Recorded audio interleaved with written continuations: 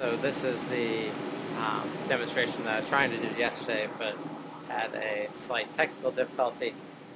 So again, this is our home page for DISWITCH. I'm going to go to search by tissue, because that's what we're going to do.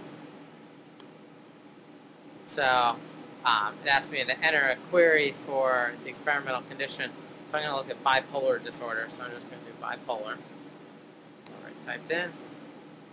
And then submit. So it tells me that there are no special terms found, which we'll talk about in a minute. But bipolar corresponds to this controlled word of bipolar disorder. I'm going to click it. It tells me that it believes that there are 36 samples of loaded data in the set. So we're going to take a look at that. So I'm going to click it, submit the query. So these are all the high quality choices. So these are things that it's predicted with greater than 95% confidence that it's actually bipolar disorder that the array is measuring. So if we scroll down, you can see bipolar, bipolar, and if I wanted to, I could click each of these and select them one by one. But if I scroll down, I can just glance and see that these are all bipolar disorder data sets. Some of them are lithium treated, some of them are not, but for right now we're just going to ignore all of that. And so if I believe all of these high quality ones, which I do, I'm going to just hit this believe high quality button here, scroll all the way down, and hit submit query. So now I need to pick a control condition. So I'm going to say healthy brain. I spell it correctly. And then submit the query again. So it's found a control word, healthy, which corresponds to a specific ontology, which is control sample. So when it gives the data back, it's only going to give us back things that are labeled as controls or as healthy individuals. So I'm going to pick out this brain because that's what I'm looking for. These others also match brain, like if I wanted to do interneurons or astrocytes or any of other things here. So I'm just going to pick out brain, submit the query again, and the same deal. It's giving us all the ones with high confidence for it being both brain and a healthy patient. I scroll down, and I believe all of these things are correct. So I'm going to hit believe high quality again, scroll down to the bottom, and hit submit query.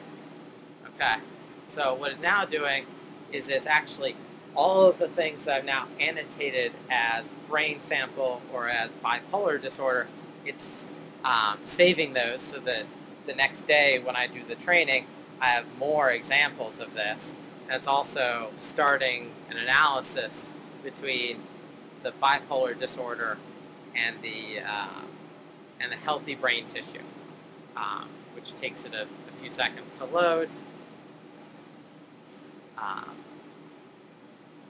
So it does a simple t-test. It does significance analysis of microarrays, which we call SAM.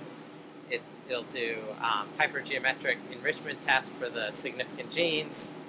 And it's going to redirect me there in only a moment.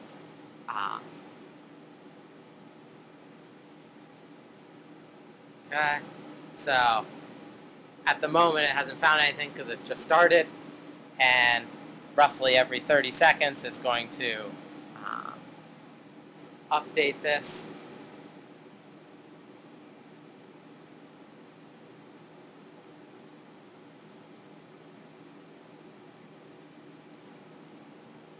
So, and I'll come back with the analysis when it's done in about 5 minutes. So this is approximately 10 minutes later. The analysis has finished. It tells me that there are 389 significantly differentially expressed genes. So this is for right now, this is set up to have a very conservative estimate of significantly differentially expressed genes. There are ways that we can change this analysis, so it's a little bit more broad, but for right now, that doesn't particularly matter. So if I scroll down here, this is an actual list of the genes that are significantly differentially expressed. This is the p-value, so the p-value isn't actually 0, it's just 0 as far as the HTML essentially is willing to display, but the actual value, if you were to download this, goes far, much further out. So it's probably 10 to the negative 23rd or 24th. I can scroll down and I can see others with slightly higher p-values, but still significant. I can keep scrolling down and then eventually run out of significant genes. So I go back up. So to sort of put these in some biological context, what we do is we look at KEGG pathways and see, are these genes found in KEGG pathways more often than would be found by chance? And we also have our own bimodal genes, which are genes which have sort of a high or low expression, or our own definition of housekeeping genes, which are essentially deal with how narrow the expression is. So this is just a p-value for how likely it is to find 84 genes out of the 389, which are housekeeping genes, when there are a total of 2,661 housekeeping genes. So just to show what else we can do, I'm going to just click on this, open a new tab, and then go over here. And so this is actually going to show us the expression of these genes in different tissues. So at the moment, Series 1 is our experimental condition, so in this case, bipolar disorder, and Series 2 is healthy brain tissue. And then the yellow is all normal tissues, so from everywhere, but all normal. So you can sort of see that these have some differential expression, which is why it comes up as statistically significant, but this gene is very tightly controlled. I can scroll down and there are many, many more in here. Okay. And apparently 17 pages worth. I can go back and again look at these bimodal genes.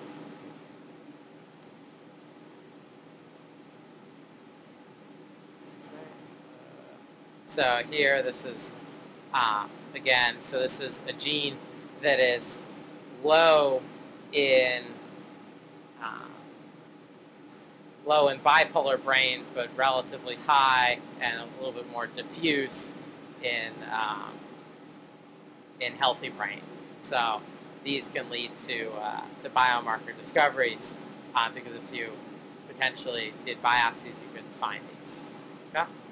So that's at current what the software can do. What we're also looking to do is to allow you to search for a particular gene and then have essentially this same sort of histogram so you can search for specific genes if you wanted to actually look and see how a specific gene as opposed to a group of genes act.